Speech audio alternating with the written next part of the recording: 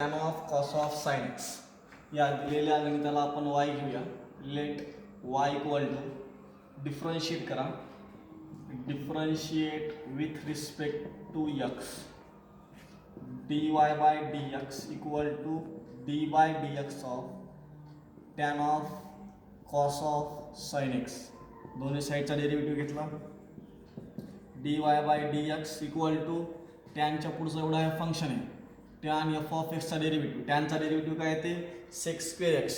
मग tan f of एक्सचा derivative काय आला पाहिजे sec square f of x. F of x म्हणजे हे पुढचं function cos of sine x into derivative of f of x कोणता आहे हे बघा. टॅनचा डेरिव्हेटिव्ह घेतला sec square f of x into derivative of पुढच्या फंक्शनचा डेरिव्हेटिव्ह घ्या. कशाचा कॉस ऑफ साइन एक्सचा डेरिव्हेटिव्ह घ्यायचा.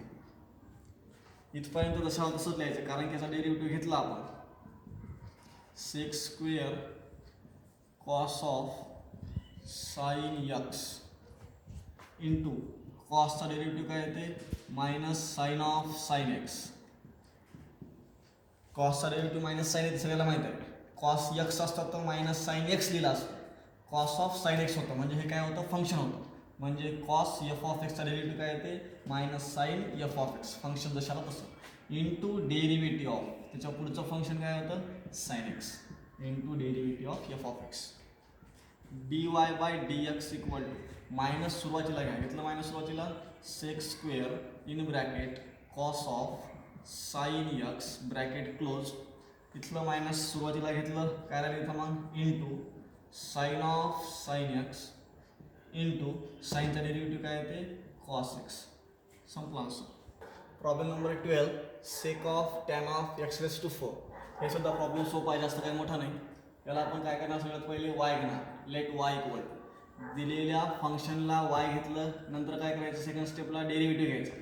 Differentiate with respect to x वायचा derivative d y by d x equal to d by d x of कशाचा sec of tan of x raised to 4 plus 4 sec of tan of x raised to 4 plus 4 differentiate केलं dy by dx equal to सेकचा derivative काय आहे लिहून इकडं formula बघा.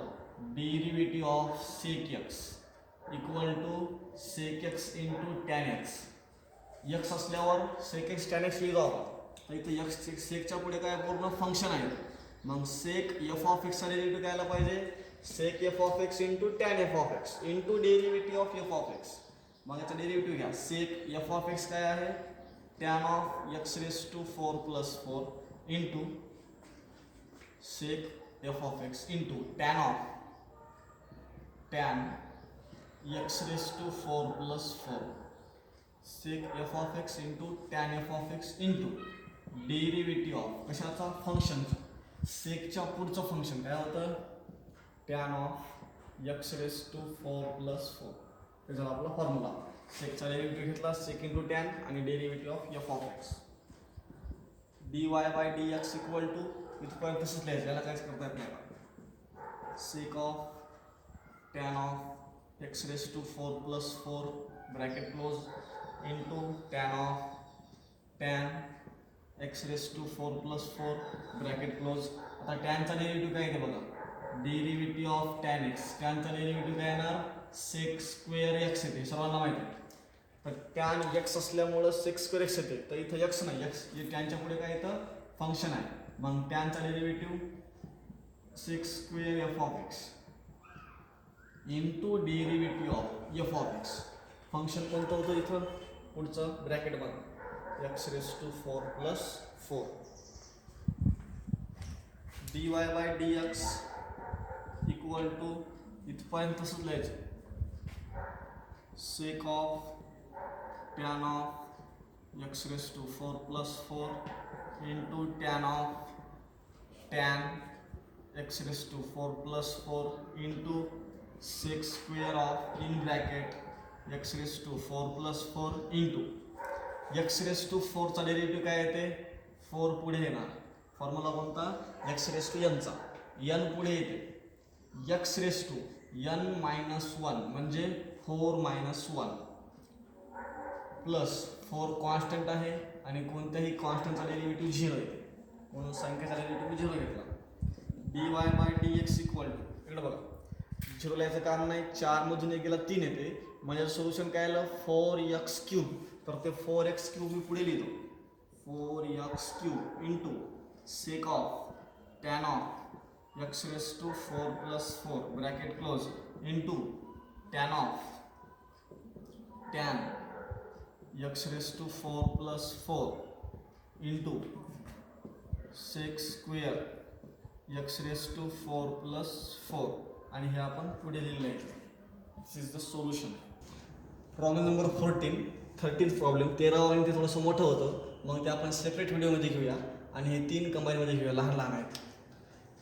तसंच या फंक्शनला काय करणार तुम्ही, y नाव देणार, let y equal to sine of root x, derivative घ्या, differentiate with respect to x, yचा derivative dy by dx, d by dx of sine of